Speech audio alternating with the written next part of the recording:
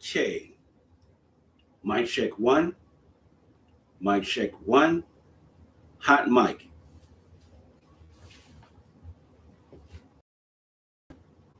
Rise in the name of the Lord, the great God of the universe, giving honor to all his divine prophets. Giving honor to the prophets of these days and time, Noble True Ali. Giving honor to each and every one of you. Islam was. Welcome to Temple Talk. I am your host, Grand Sheik Divine Minister Romeo Joyner L. of the Moorish Science of America, Temple No. 7, Rosedale, Maryland. Known the most as the Grand Sheik and known to a few as the Divine Protector. Before I start, as always, I want to give my disclaimer. I want to make one thing real clear.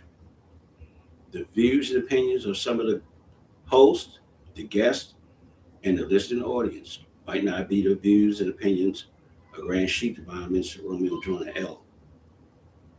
But the views and opinions of Romeo Joyner L. Grand Sheik Divine Minister of the Moorish Science of America is consistent with the teachings of the Moorish Science of America, with the 5 principles of love, truth, peace, freedom, and justice. Islam. I want to start off by saying that I'm dedicating this particular podcast segment to honor my father and my mother. Today, got a lot of compliments and a lot of questions was asked to where do I get my clothes. Well, I had to let them know that my clothes was made by my mother. My mother made my shirts, she made my vests, and she made my ties. And for that, I give honor to my mother. My mother taught me a lot of different things, made it possible for me to travel to places that most of us would never go, and I took advantage of that. I was able to visit places that they said it was off limits to Americans, where we weren't respecting, where we weren't liked. So I give honor to my mother. I give honor to my mother's people in Cuba. I give honor to my mother's people here in America. I give honor to my people and my forefathers in South Africa. I was blessed. I was able to walk the streets of Charleston, South Carolina, and walk the streets of Soweto, South Africa, Johannesburg, Durban, along with Cape Town, and I want to give honor to my people. We often hear say, honor your father and your mother, but when some of us do so, we're seen as being bougie and uppity and don't want to be ourselves. But I couldn't be anything else other than what my mother and my father raised me to be, and I give honor to them. As I would say to some of you, never be afraid of where you come from. Never hold your head down in shame, because if it weren't for our parents, we wouldn't be the men and women that we are today. A lot of us are raised by our mothers when our fathers are absent. We don't hold our heads down in shame about that, because we know from our lessons that no nation can rise higher than its women. Without women, there wouldn't be no one else. So I want to specifically make that real clear tonight, that we give honor to our father and our mothers. So I'm going to just say to the Moors, you know your lessons, and you know that's one of the lessons that we're taught by our illustrious prophet. With that, I'll say to you, peace. I want to give a shout out to the Moorish American sisters and brothers who are throughout the country. I'm going to start with Louisville, Kentucky, because my grandmaster's wife contacted me the other day. My grandmaster is being DeHancy. He was a 10th degree black belt in various disciplines. That's the Honorable Akiwa Nakobe Tahaka Bay. I give honor to the Grandmaster. He's made his transition years ago, but he left me with some lessons that I'll carry with me until the end. I want to give honor to his Moabites, Neferu Sanders. I want to give honor to the Moors and throughout the southern part of that region. I want to get in the southwest, really. I want to give honor to the Moors Americans who are located in Virginia, Petersburg, Dinwiddie County, Hampton, Newport News. I want to give a special blessing to the Moors in Newport News because they have supported me on the journey. They aided me and assisted me when I had to leave the country. When I came back, I got a well-received reception. I give honor to those Moors. I want to give honor to the Moors here in Baltimore City, the ones on Carey Street, the ones on Milton Avenue. I want to give honor to the Grand Sheik Jones Bay. I want to give honor to the Grand Sheik Clarence Prather and give honor to his temple. I want to give honor to Brother Tahaka Bey, a Moorish world, good brother. I want to give honor to the Moors who are also, in another fashion, who call themselves the Moorish National Divine Government. I want to give honor to those Moors. One thing specifically about me, if you say the law is your God and to Ali is your prophet, I don't care about the particulars. The only thing I'm concerned with, if you have a free national name and you say you're Moorish American, that's the only thing I'm concerned with. I don't get involved into the naysaying, the dart throwing, and going back and digging up nobody's past. Because once you start picking out people's past, you have to look at yourself. So I want to say to the Moors, wherever you are along the way, I'm your brother, man. As Brother Ira McMillan would say, I'm your brother, man, and your friend. If you have any kind of concerns, or if you need my assistance, you know where to find me. I do not hide. I do not maroon. I do not masquerade. What you see is what you get. I am Jonah L. And anybody that knows the character Jonah L., I am that brother that you don't have to blow my phone up for me to show up. You just put the call out in the ethers and I'll be there with bells on. I want to say to my cousins located in Lexington, North Carolina, my cousin Shelly. Shelly lost her mother, my cousin Jean. And I want to say to her that she made a transition, but your mother was one of my favorite people because your mother was a genealogist of our family. And she left the true history about us as a people, and she knows. She's one of the last one that knew the history of our family. So I want to say to her and get her to be prepared because she's ready to make her journey to the other continent. And when they do, I want to know that they'll be well received as I was. I want to say to the Moors who are under the listening sound of my voice, let not your hearts be troubled. That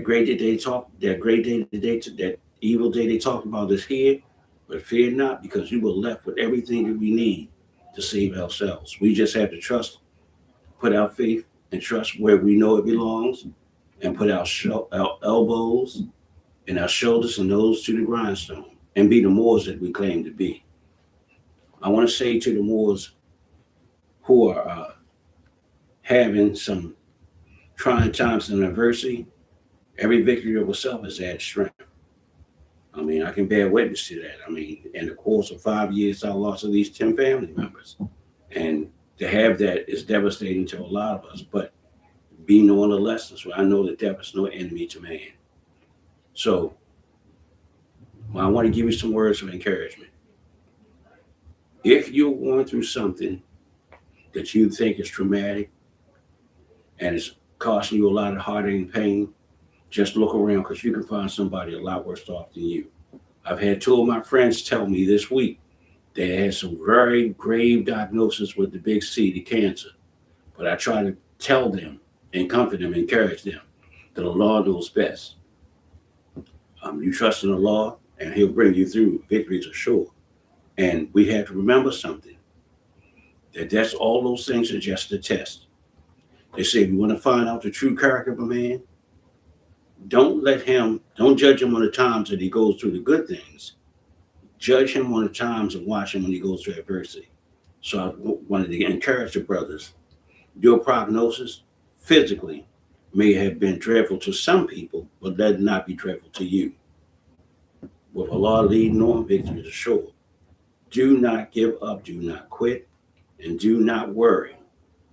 Those things are just a test, and you'll get through those things.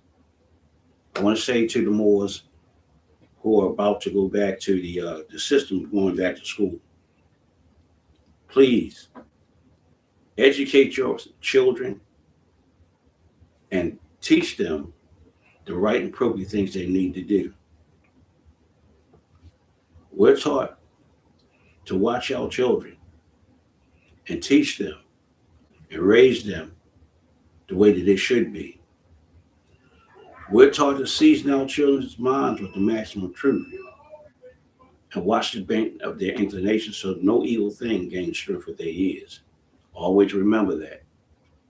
Season your children's minds with the maximum truth and watch the bend of their inclination so no evil thing gains strength with its kids. It's very critical that we take that. So many of us are talking about what starts in the home. It's how people take in the community. Well, you ought to see some of the homes that people have. Some of them don't have homes at all. So when you see a brother or sister who is in adversity, assist them. You know, if they're doing things that are not right and proper, talk to them. Give them some encouragement. You know, talk to them as a brother. Don't admonish them as enemies. These are our people. Nobody's coming to save them but us. We have to see our children need help. Send them into a system, incarcerating them, it doesn't work. It's easy to repair children than it is to fix adults. Let's get a hold of our youth now. When you see them doing wrong, yes, correct them, but we don't want to offer their lives to the system because that destroys them. We don't want to put them into an environment where they have become predators or in order to keep from being prey. I worked in that system for 25 years. It doesn't work. Incarcerating people is a temporary thing. We need to put our people into treatment for mental health, substance abuse, alcoholism, and all of the things that they need to have done with them, but they incarcerate them. Treatment over incarceration always works. So I want to say to the people who are listening, watch out for our children. You know, these are our children. We invest in them as a future. We have to. Everyone else does that but us. So when you see children in the news doing things that are not right, don't be quick to condemn them. Look at your purpose as opposed to just seeing their faults. Pull the brothers and sisters aside and talk to them. Teach them to know that they should do the things that they need to do to become better people. We don't want to condemn them or mistreat them. So I want to ask the Moors, wherever you are, be so ever ready. If you're ready, stay ready. If you're not ready, get ready, for that great evil day is here.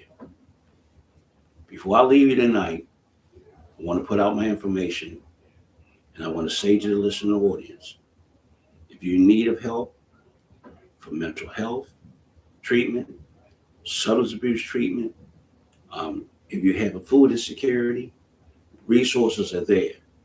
Please feel free to contact the Moorish Center of America, Temple number 7 in Rosedale, Maryland. My phone number is 443-414-9443. And again, you can reach us at 6628 Kenwood Avenue, Rosedale, Maryland. The zip code is 21237. So before I leave you, I'm going to wish you all the same way that I came to you. And the words of peace. Islam, peace.